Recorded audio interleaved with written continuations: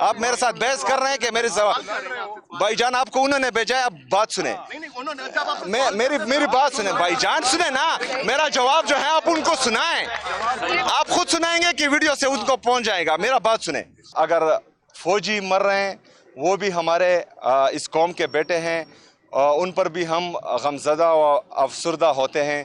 جو سویلینز مر رہے ہیں غلط پالیسی کی وجہ سے, اس پر بھی جو ہے ہم غمزدہ ہیں, افسردہ ہیں. غلط پالیسیاں اور بند کمروں میں جو فیصلے ہوتے ہیں ان کا نتیجہ یہی ہوتا ہے کہ ہمارے غریب ماں کے بیٹے, چاہے وہ فوجی ہو چاہے سویلین ہو, دونوں مرتے ہیں. وہاں پر جو ہے کسی وزیر اعظم کا بیٹا, کسی جرنیل کا بیٹا, کسی چیف جسٹس کا بیٹا نہیں ہوتا. ہمیں اعتماد میں لیا جائے. خیبر پختونخوا کا صوبہ ہمارا ہے, ہمیں تمام مشاورت میں شامل کیا جائے.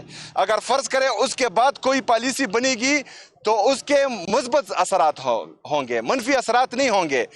2004 سے لے کر آج تک جتنی بھی پالیسیاں بنی ہیں بند کمروں میں بنی ہیں, نہ ہی آپ کے ملٹری آپریشن جو ہیں کام آ رہے ہیں, نہ ہی آپ کے انٹیلیجنس بیسڈ آپریشن کام آ رہے ہیں. آپ کون سے چینل سے ہیں بھائی جان؟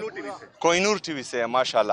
اچھا, بند کمروں کا مطلب یہ ہے کہ بند کمروں میں فیصلے ہوں لیکن 2-3 بندے نہ کریں. کانفیڈینشیل میٹنگ جو ہو وہ ہو, سیکریسی رہے, لیکن صوبے کے وزیر اعلیٰ چیف ایگزیکٹو کے بغیر آپ کس طرح ایک پالیسی بنا سکتے ہیں؟ فینسنگ ہماری حکومت میں نہیں ہوئی. 25 مئی آپ دیکھیں اس میں وزیر اعظم کے دستخط. آپ میرے ساتھ بحث کر رہے ہیں کہ میری بھائی جان آپ کو انہوں نے بھیجا ہے, اب بات سنیں, میری بات سنیں بھائی جان, سنیں نا میرا جواب جو ہے آپ ان کو سنائیں, آپ خود سنائیں گے کہ ویڈیو سے ان کو پہنچ جائے گا. میرا بات سنیں, ہمارے ساتھ جو بھی فیصلہ ہو, جو بھی پالیسی بنے, اس میں خیبر پختونخوا کی حکومت کو, خیبر پختونخوا کی عوام کو, خیبر پختونخوا کے پارلیمنٹیرین کو شامل کیا جائے. ہم اس ہر پالیسی میں انشاءاللہ تعالی وفاقی حکومت کا اور سیکیورٹی فورسز کا ساتھ دیں گے. بسم اللہ الرحمن الرحیم. ایاک نعبد و ایاک نستعین. جیسا کہ سلمان اکرم راجہ صاحب نے بتایا کہ ایک دفعہ پھر جو ہے عدالتی احکامات کو نہیں مانا گیا. جو عدالتی احکامات تھے 3 ججز کے, کہ سلمان اکرم راجہ صاحب کے دستخط سے جو لسٹ آئے گی تو ان کو جمعرات کے دن ملنے دیا جائے. لیکن بہرحال ہم یہاں آئے اور پولیس نے ہمیں ایک دفعہ پھر روکا اور وہ احکامات نہیں مانے جا رہے. تو ہم سوچ میں پڑ گئے ہیں کہ جو آئینی اور قانونی راستے ہیں, ہم نے پنجاب کے ہوم ڈپارٹمنٹ کو خط لکھا, ہم نے وفاقی حکومت کو خط لکھا, اس کے بعد جو ہے ہم نے عدالت گئے, عدالت میں پٹیشن دائر کی, عدالت نے اجازت دی. اس کے باوجود بھی جو ہے ہمیں کسی آئینی اور قانونی طریقے سے ملنے نہیں دیا گیا. اگر فرض کرے پاکستان میں آئین کو روندا جا رہا ہے, قانون کو روندا جا رہا ہے, اور کوئی اتنا طاقتور ہے کہ وہ اپنے آپ کو آئین اور قانون سے مبرہ سمجھ رہا ہے, تو پھر ہم سوچ میں پڑ گئے ہیں کہ ہمیں آگے کیا کرنا ہے. تو انشاءاللہ تعالی تمام پارٹی لیڈرشپ اس پر ایک بیٹھک کرے گی اور آگے کا لائحہ عمل جو ہے پارٹی کی مشاورت سے آپ سب کے سامنے آئے گا انشاءاللہ. شکریہ. اچھا یہ بتائیے گا کہ کوئی کے پی کے میں کوئی اختلافات جا رہے ہیں, جو اس طرح بانی پی ٹی کے کچھ پرانے جو رہنما تھے پی ٹی آئی کے, ان کے حوالے سے چاہ رہا ہے, جو گورنر بھی رہ چکے ہیں, اسپیکر بھی رہ چکے ہیں, کوئی اختلافات سامنے آ رہے ہیں کے پی کے میں اس حوالے سے؟ دیکھیں جی, بالکل کوئی اختلافات نہیں ہے. تمام لیڈرشپ جو ہے کل بھی ایک پیج پر بیٹھی تھی, کل رات کو, اور ہم نے آج کے سینٹ کے الیکشن پر جو ہیں بھرپور مشاورت کی تھی. اور الحمدللہ جیسا کہ آپ نے دیکھا کہ آج ہمارے تمام ووٹس پورے تھے, تو ہماری تمام پارٹی خیبر پختونخوا میں اور پاکستان میں ایک پیج پہ. سہیل صاحب یہ بتائیے گا کہ کے پی کی یہ صورتحال ہے کہ ایڈیٹر جنرل کے 27 ارب کے بے ضابطگیوں کے اعتراضات ہیں, اس کے علاوہ جو اساتذہ کی ویکینسیز ہیں وہ ایک عرصے سے نہیں بھری گئیں, پر نہیں کی گئیں, جو تعلیمی نظام ہے وہ بھی گڑبڑ ہے, جو فاٹا والے اضلاع ہیں جو ضم ہوئے وہاں پر ابھی تک نہ پولیسنگ کا نظام مکمل ہے اور نہ عدالتی نظام مکمل ہے. ایسی صورتحال میں ایسے صوبے میں ملاقات ضروری ہے یا یہ انتظامات ضروری ہے؟ دیکھیں جی, سب سے پہلے تو ایڈیٹر جنرل کے آفس اس میگا کرپشن سکینڈل میں ملوث ہیں, جس کا ذکر میں نے بار بار کیا ہے. اساتذہ کی کمی ہے, 16,000 ایلیمنٹری ایجوکیشن میں ہم ایڈورٹائز کر چکے ہیں. اساتذہ کی کمی ہے. ہائر ایجوکیشن میں 3086 لیکچرار کی ایڈورٹیزمنٹ آ چکے ہیں جس کو بھرتی کر دیا جائے گا. یہی سوال جو ہے میں آپ سے کہتا ہوں کہ خیبر پختونخوا کے اتنے مسائل ہیں تو آپ نے کبھی وفاقی حکومت سے پوچھا کہ جو ہمارا NFC شیئر ہے اس پر میٹنگ کیوں نہیں بلائی جا رہی؟ جو مرج اضلاع کے ساتھ سالانہ 100 ارب روپے کا وعدہ کیا گیا تھا وہ ہمیں کیوں نہیں دیا جا رہا؟ NHP نیٹ ہائیڈل پروفٹ پورے پاکستان کو ہم جو ہے فائدے دے رہے ہیں لیکن خیبر پختونخوا اپنے ہی جو ہے نیٹ ہائیڈل پروفٹ سے محروم ہے. تو آپ جو ہیں آپ کو چاہیے کہ آپ جو ہے وفاقی حکومت سے یہ سوال کریں کہ ہمیں اپنے حقوق وہ کیوں نہیں دے رہے ہیں, کیوں ہمارے ساتھ سوتیلی ماں جیسا سلوک ہو رہا ہے. آپ کا صوبہ اس وقت جنگی حالات میں ہے, آپ ایک بڑی میٹنگ کرنے جا رہے ہیں تاکہ اس معاملے کا حل نکلے, آپ کی ملاقات نہیں ہو رہی. روز ہمارے جوان جو ہے وہ راہ حق میں شہید ہو رہے ہیں, تو ایسی میٹنگ بھی بلائیں گے کہ شہیدوں کے آپ گھر جائیں, ان کو بیک اپ کریں تاکہ وہ جو دہشت گردوں سے لڑ رہے ہیں وہ بہترین فائٹ کریں. دیکھیں جی, اگر فوجی مر رہے ہیں وہ بھی ہمارے اس قوم کے بیٹے ہیں, ان پر بھی ہم غمزدہ و افسردہ ہوتے ہیں. جو سویلینز مر رہے ہیں غلط پالیسی کی وجہ سے اس پر بھی جو ہے ہم غمزدہ ہیں, افسردہ ہیں.